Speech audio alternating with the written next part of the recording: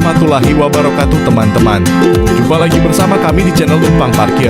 Semoga teman-teman yang menonton diberi kesehatan fisik dan mental, kelancaran rezeki, dan bahagia.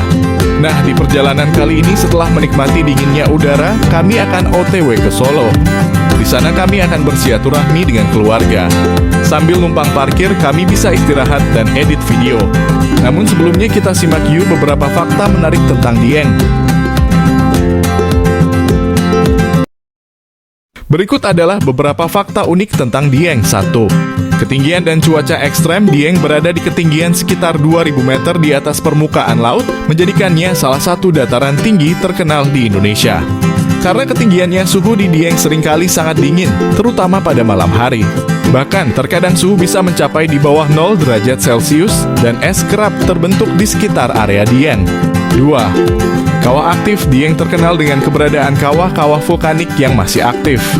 Ada beberapa kawah di Dieng, termasuk kawah Sikidang yang penuh dengan uap belerang dan memiliki formasi lahar dingin yang menarik. 3. Danau terluar biasa. Dieng memiliki danau-danau yang menakjubkan, seperti Danau Warna dan Danau Pengilon. Danau Warna dikenal karena perubahan warna airnya yang menarik, sedangkan Danau Pengilon terkenal dengan kejernihan airnya yang memantulkan pemandangan sekitar dengan sempurna. 4. Peninggalan sejarah. Dieng juga memiliki banyak peninggalan sejarah, terutama dari zaman Hindu-Buddha. Kompleks Candi Arjuna merupakan salah satu contoh peninggalan sejarah yang menarik. Candi-candi ini memberikan gambaran tentang kehidupan agama dan kebudayaan pada masa lampau. 5. Ritual adat. Dieng juga merupakan tempat diadakannya beberapa ritual adat yang unik. Salah satunya adalah ritual Tumpeng Sewu yang dilakukan oleh masyarakat setempat untuk memohon berkah dan kesuburan kepada Tuhan. Ritual ini melibatkan pembuatan tumpeng dalam kurung nasi kuning dalam bentuk kerucut dalam jumlah yang sangat besar. 6. Festival budaya setiap tahun. Dieng menggelar Dieng Culture Festival yang menampilkan berbagai pertunjukan seni, tarian, musik, dan ritual adat. Festival ini menjadi ajang untuk mempromosikan kekayaan budaya Dieng kepada wisatawan dari dalam dan luar negeri. 7. Peternakan ikan di Dieng. Terdapat peternakan ikan unik yang dikenal sebagai Telaga Warna Fish Farm. Di tempat ini, Anda dapat melihat berbagai jenis ikan yang dipelihara di kolam-kolam dengan air yang berwarna-warni. 8. Keindahan alam. Dieng dikelilingi oleh pemandangan alam yang indah seperti perbukitan, hamparan kebun sayur, dan ladang kentang. Pemandangan ini menciptakan lanskap yang menakjubkan dan menjadi daya tarik bagi para pengunjung. 9. Pertanian kekinian. Dieng juga terkenal dengan sistem pertanian terasering yang unik. Para petani di sana menggunakan sistem bertanam di lahan berundak-undak sehingga menciptakan panorama pertanian yang menarik dan efisien dalam pemanfaatan lahan. 10. Keindahan sunrise. Salah satu hal terkenal di Dieng adalah panorama matahari terbit yang memukau. Di Pagosipan terdapat puncak bukit tempat pengunjung dapat menyaksikan matahari terbit dengan latar belakang pemandangan alam Dieng yang memesona. Fakta-fakta unik ini menjadikan Dieng sebagai destinasi wisata yang menarik dan memberikan pengalaman yang berbeda dari tempat lain.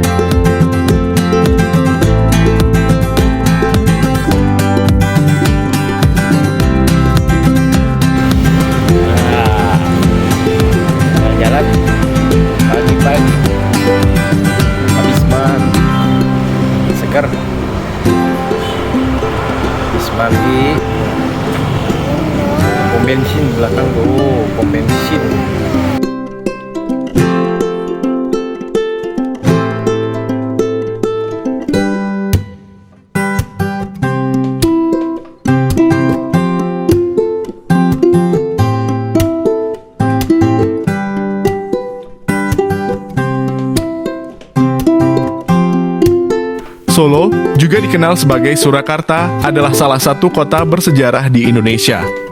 Pada abad ke-18, Solo adalah pusat kerajaan dan merupakan salah satu dari dua kerajaan Jawa, yaitu Kerajaan Mataram Islam. Kerajaan ini memiliki pengaruh yang kuat dalam pengembangan seni dan budaya Jawa. Salah satu daya tarik utama di Solo adalah Keraton Kasunanan yang merupakan istana kerajaan yang berusia ratusan tahun. Keraton ini merupakan pusat kebudayaan dan rumah bagi raja-raja dan keluarga kerajaan. Pengunjung dapat menikmati keindahan arsitektur tradisional Jawa, koleksi seni, dan berbagai upacara budaya yang diadakan di sana. Solo terkenal dengan produksi batiknya yang indah dan kualitasnya yang tinggi.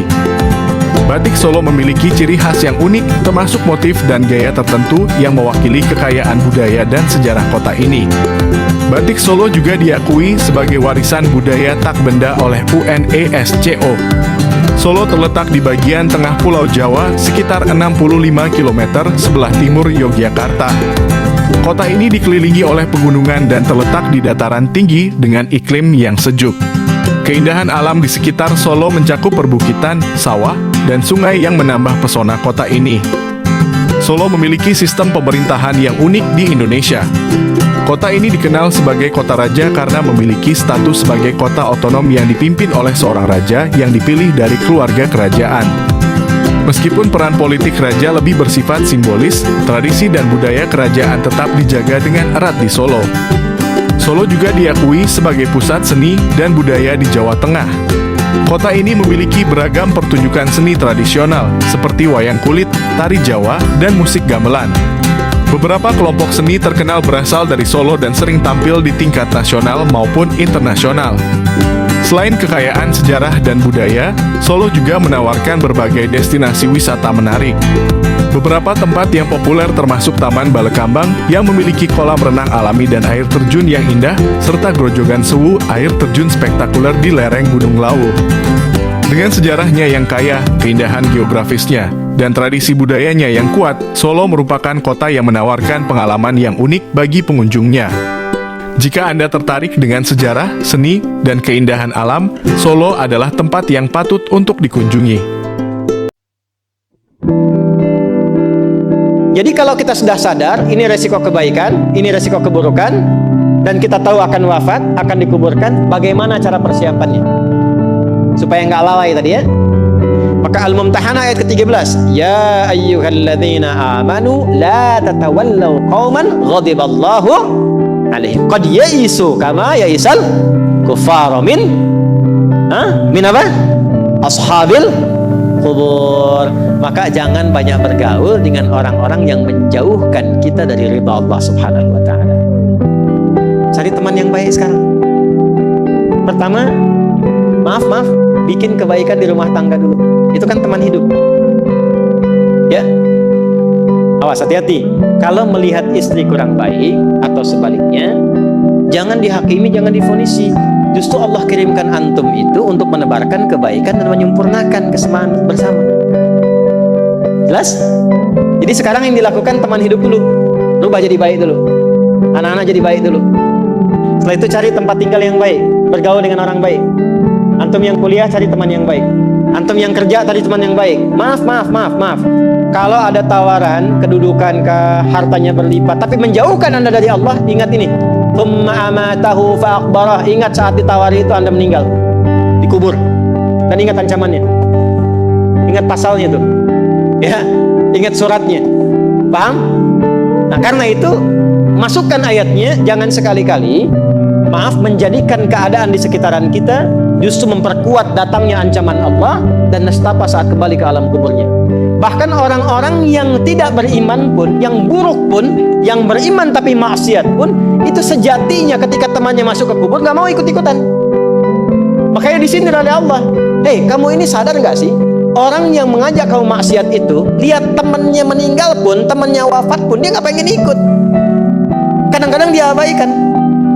Coba lihat, ya ada pimpinan misalnya tingkat tertinggi, lihat anak buah bawahnya misalnya menjalankan tugas bahkan dari dia untuk berbuat salah, berbuat maksiat. Ya, apakah mengedarkan narkoba atau misalnya membeki kegiatan yang tidak baik. Lalu tiba-tiba dia wafat, apakah peduli atasannya? Tidak. Yang ada yang terjadi jangan bawa-bawa atasan, padahal dia yang nyuruh. Terus Anda mau jadikan teman yang seperti itu? Dia pada kawannya saja nggak bertanggung jawab. Dengan imannya saja dia nggak peduli. Kalau dia dengan Allah saja nggak peduli, kenapa Anda dia jadikan teman? Dan kenapa Anda menjadikannya dia teman? Kalau bahasa anak sekarang tuh begini, Allah aja dia gituin, apalagi kamu.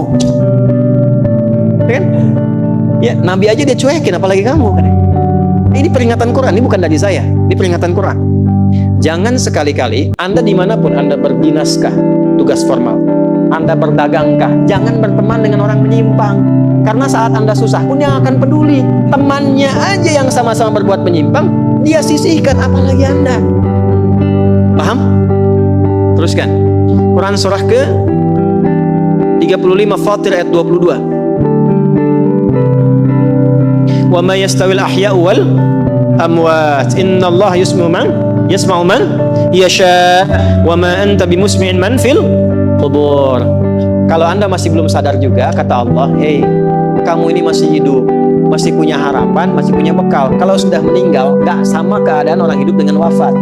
Mumpung kamu masih hidup, karena kalau sudah meninggal, temanmu yang meninggal pun kamu gak bisa dengar suaranya. Cuma saya yang tahu keadaan di alam kubur. Karena saya tahu, kata Allah, dan saya punya Rahman dan Rahim, dengan sayang saya sampaikan kepadamu. Karena sayang saya.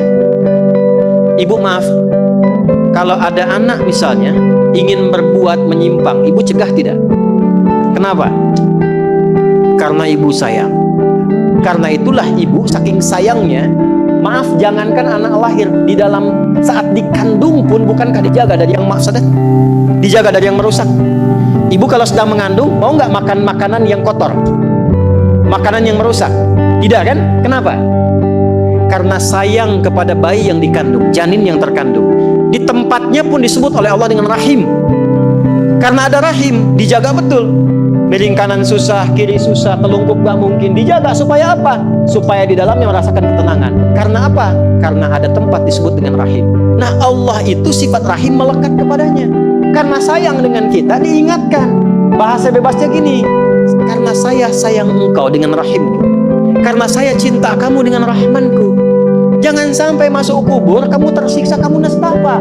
Karena beda antara hidup di dunia dengan kehidupan di kubur. Mumpung masih hidup, cari bekal, karena engkau tak mampu mendengar apa yang terjadi dalam kubur. Jadi kalau tadi Allah sampaikan jangan bergaul dengan yang begini, jangan terlena dengan yang seperti ini, itu karena Allah sayang dengan kita. Itu saja. Jelas ya? Ya, jadi kalau nggak sayang nggak akan mungkin diingatkan.